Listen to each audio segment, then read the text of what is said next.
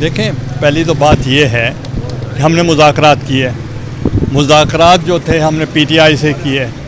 اور ہمارے تمام پوائنٹس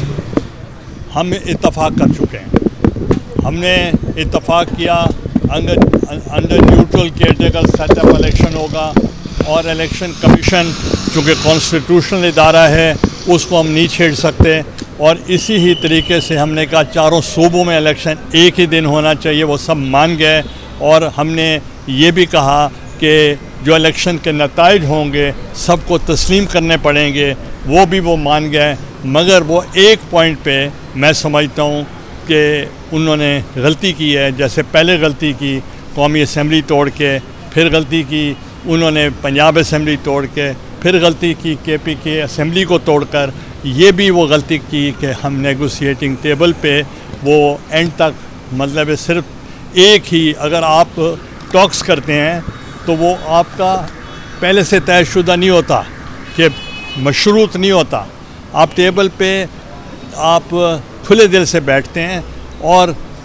تمام دنیا میں اگر معاملات سلجھائے جاتے ہیں تو وہ یہی ہوتا ہے کہ ٹیبل پہ بیٹھنا پڑتا ہے، قتل بھی ہو جائے تو پھر بھی ٹیبل پہ بیٹھنا ہونا ہوتا ہے۔ ایک منٹ، اگر یہ بیٹھے رہتے، ہم نے ان کو کہا تھا کہ بجٹ کے بعد ہم آپ کو تاریخ دیتے ہیں، مگر وہ باضابطہ تھے کہ 14 مئی کو ہی الیکشن ہو۔ اب میں آپ سے پوچھنا چاہتا ہوں، کیا 14 مئی میں پاسبل ہے کہ کے پی کے میں الیکشن ہو جائے؟ اس کا تو ذکر ہی نہیں آیا آج تک۔ اور پنجاب میں کیا 14 مئی کو الیکشن یہ ایسے ہوگا جیسے پرامن طریقے سے جیسے وہ چاہتے ہیں؟ یہ نہیں ہو سکتا۔ تو اس لیے ہم بیٹھ کے ایک تاریخ طے کر لیتے، مگر وہ دل سے سب چاہتے تھے، پورا ملک چاہتا تھا، مگر وہ باضد تھے اپنے ہی ایجنڈے پہ کہ 14 مئی سے آگے نہیں جانا چاہیے، یہ غیر آئینی ہو جائے گا۔ میں ایک 254 آرٹیکل کا حوالہ دیتا ہوں جو نیک صاحب ایلیبوریٹ کریں گے، اس میں کیا گنجائش ہے کہ اگر آپ کوئی کام وقت پہ نہ ہو سکے وہ انویلڈ نہیں ہوتا، اس کے لیے کوشن ہے، آئین کے اندر کوشن ہے۔ And I was the only unanimously elected Prime Minister in the history of Pakistan۔ تو آپ نے دیکھا کہ ہمارے دور اقتدار میں بہت کام ہوئے، این ایف سی ایوارڈ بھی اس وقت ملا،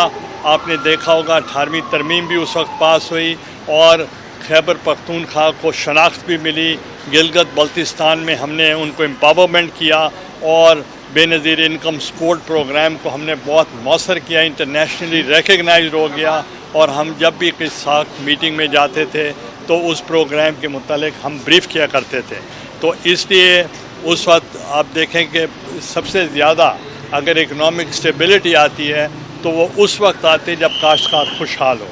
ایگریکلچر کا زوم ہو۔ اس وقت بہت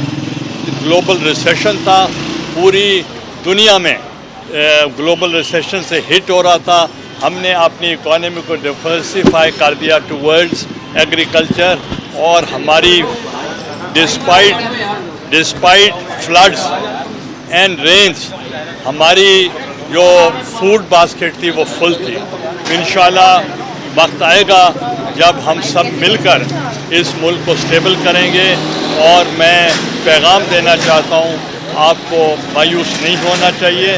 اور ہم عدالتوں کا بھی احترام کرتے ہیں، اور آپ نے دیکھا کہ ہم نے صرف نوکری کی پاداش میں، دینے کی پاداش میں، اور اس کی پاداش میں نے تقریباً اکارڈنگ ٹو جیل مینول میں نے 9 سال قید کاٹی، مگر کوئی کمپلینٹ نہیں کی۔